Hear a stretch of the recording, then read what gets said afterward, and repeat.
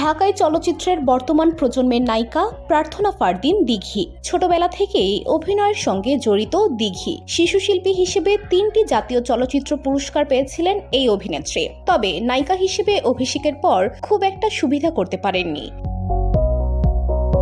অনেকেই বলছেন দিঘি এখনো পুরোদস্তর নায়িকা। তবে সম্প্রতি ঈদ উল ফিতরে মুক্তি পাওয়া জঙ্গলি সিনেমায় অভিনয় করে ব্যাপক প্রশংসা কুড়িয়েছেন দিঘি। সিনেমাটি যেমন আবেগে ভাসিয়েছে, তেমনি অল্প সময়ের উপস্থিতিতে দর্শক নজর কেড়েছেন এই অভিনেত্রী। সম্প্রতি এক অনুষ্ঠানে প্রেম ও ব্যক্তিগত অনুভূতি নিয়ে খোলামেলা আলোচনা করেছেন দিঘি।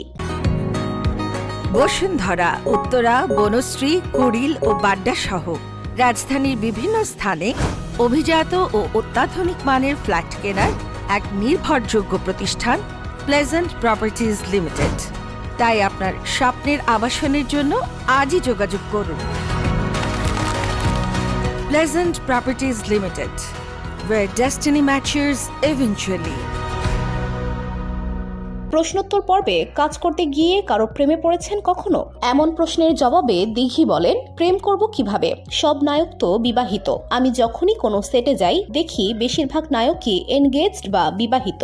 এমনকি ইন এ রিলেশনশিপ স্ট্যাটাসে থাকা নায়কদের সঙ্গে বেশি কাজ হয়েছে। তাই কাজ করতে গিয়ে এমন কিছু অনুভব করার সুযোগই হয়নি। আমি সবসময় নিজের ফোকাস কাজের উপর রাখি, যাতে কোনো ব্যক্তিগত অনুভূতি শুটিং সেটে প্রভাব না ফেলে সেদিকে লক্ষ্য রাখি। VOD Bangla news desk.